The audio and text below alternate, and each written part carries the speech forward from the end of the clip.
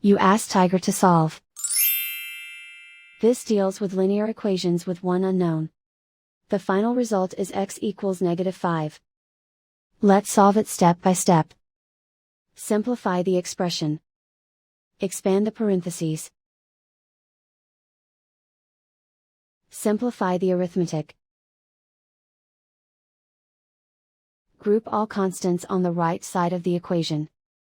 Add 6 to both sides.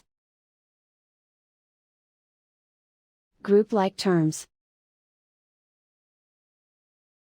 Simplify the arithmetic.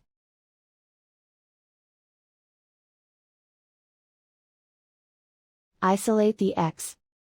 Divide both sides by -3. Cancel out the negatives.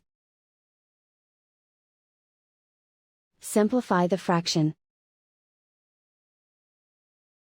Move the negative sign from the denominator to the numerator. Find the greatest common factor of the numerator and denominator. Factor out and cancel the greatest common factor.